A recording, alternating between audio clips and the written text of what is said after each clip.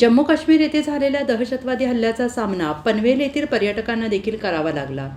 पनवेल येथील निसर्ग टुरिस्टच्या माध्यमातून 39 नागरिक काश्मीर येथे पर्यटनासाठी गेले होते. मात्र दहशतवादी हल्ल्याचा त्यांना सामना करावा लागला. यामध्ये पनवेल येथील दिलीप देसले यांचा गोळी लागून मृत्यू झाला आहे, तर कामोठे येथील पाटील यांना गोळी घासून गेली.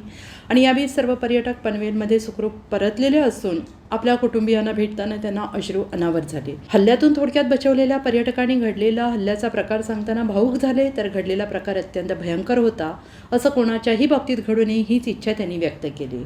आम्ही ज्यावेळेला गेलो तेव्हा वातावरण एकदम चांगलं होतं. अशी आम्हाला कोणाला शंकाही नाही की असं काही वरती होऊ शकेल.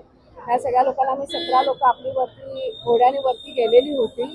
हे सगळे छान वरती जाऊन एन्जॉय करत होते आणि ह्यांनाच गोळ्यांचा आवाज आला आणि मग ते घाबरून सगळे एकेका घोडेवाल्याने सगळ्यांना एकेकांना खाली आणलं आणि त्याच्यानंतर मग जरा थोडंसं बरेच जण तिथे गेले, म्हणजे जास्तीत जास्त पुरुषांनाच तिथे मारलं. जेव्हा घटना समजली तेव्हा काय वाटलं? हे हा तिथे संकेत व्यक्तीला नाही पाहिलं, पण गोळ्यांचे आवाज मी ऐकले बरेच. काय वाटलं त्या क्षणाला तर पहिल्यांदा काही कळलं नव्हतं, पण त्याच्यानंतर मग मात्र कळलं की हे काहीतरी आपल्याबरोबर वेगळं घडतंय. भीती वाटणे इतपत त्यावेळेला वेळ नव्हता. त्यावेळेला कुठलीच भावना डोक्यात नव्हती. एवढं होतं फक्त खाली जाऊन काहीतरी गाठायचंय, आपली जागा जिथे आहे किंवा तिथनं सुटायचंय.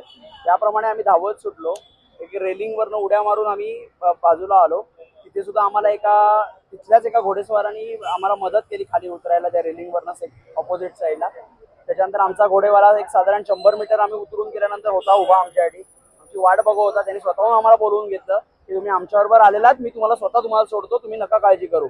त्यामुळे आम्ही फक्त जे एवढं उतरून यायला लागलं असतं ते कष्ट आमचे वाचले म्हणण्यासारखे.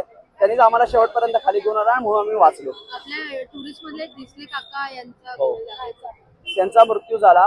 ते आणि एक पाटील काका म्हणून होते, सुबोध पाटील, ते इंजर्ड होते, पण ते आता बऱ्यापैकी सेफ आहेत.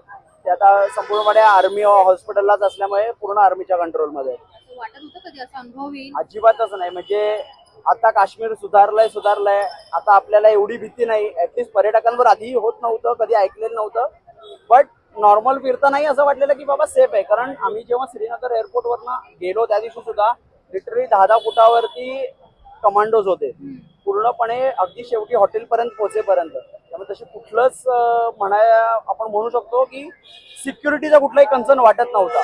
फक्त आता काय आमचं दुर्दैव किंवा संपूर्ण पर्यटकांचं दुर्दैव की तिथे हल्ला पण झाला आणि तिथे वर एकही सिक्युरिटी गार्ड नव्हता. तुमचं नाव? माझं नाव संकेत वत्सराज.